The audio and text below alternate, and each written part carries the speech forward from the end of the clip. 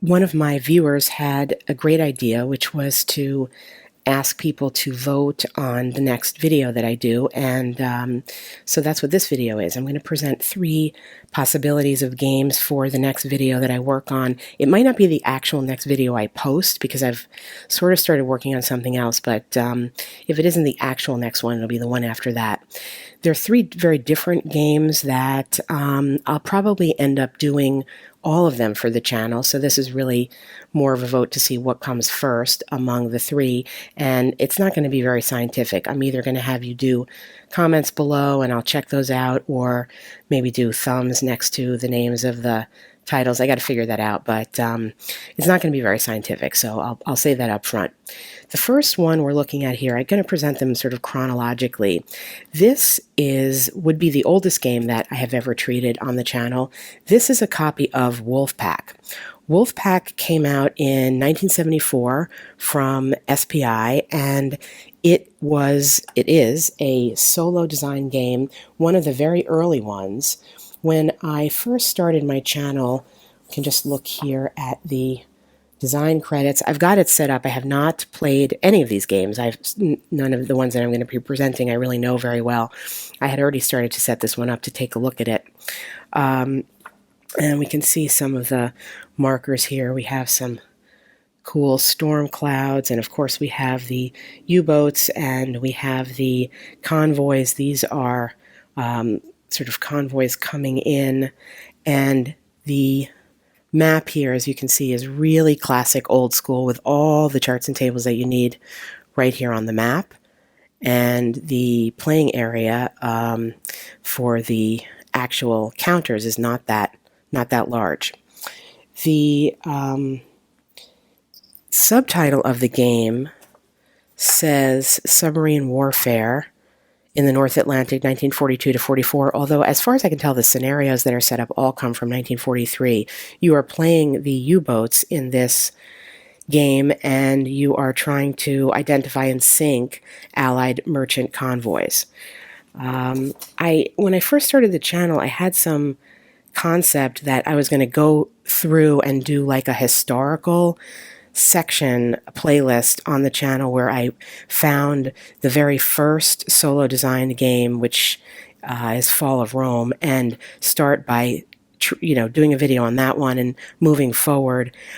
I got Fall of Rome, and it was just indecipherable to me. I mean, I actually got the updated version of it as we look here at a few more of the tables. I couldn't even figure out what some of the counters meant, to be honest, and I filmed half a video, and I gave up on that idea. Wolfpack is, I don't know whether it's actually the 3rd solo design game in general, but it certainly is for SPI, because you can see here right above the design credits, counting the Fall of Rome and Operation Olympic, published in previous issues of Strategy and Tactics, Wolfpack is the 3rd solitaire game we've designed. The operational level of the U-boat war demanded that the game be designed for a single player, etc. So there's some historical interest here, and that is option number 1, Wolfpack from 1974.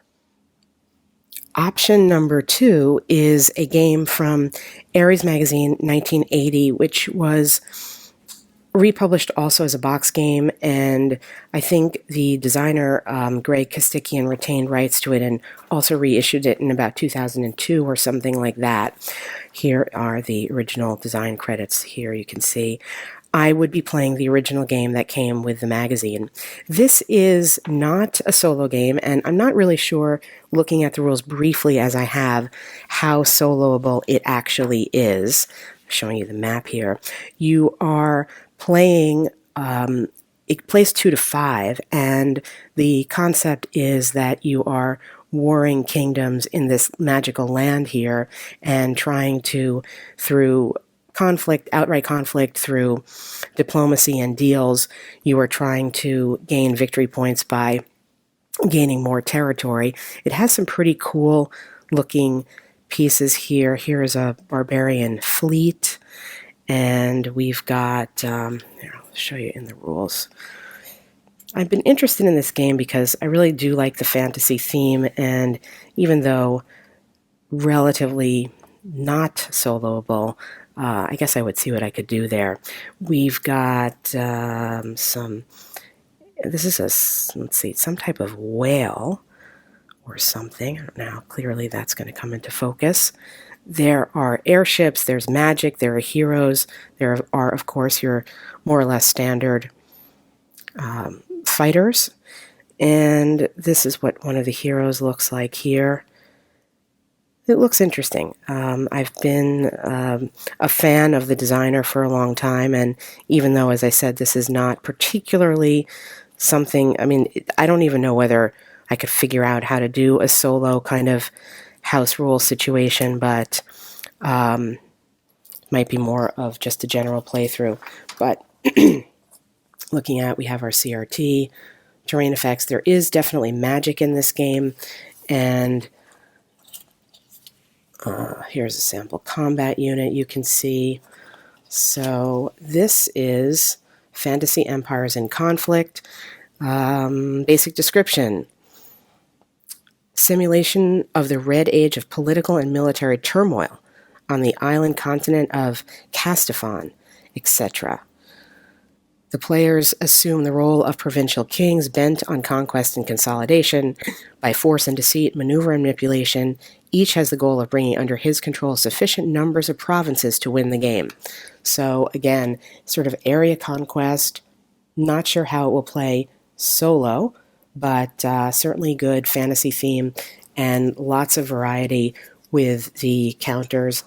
I only showed you some of them, but we have elves and orcs and dwarves and those whale folk that I showed you, airships I wasn't able to find, a pirate fleet. So we're going to have both, it looks like land, sea, and air counters.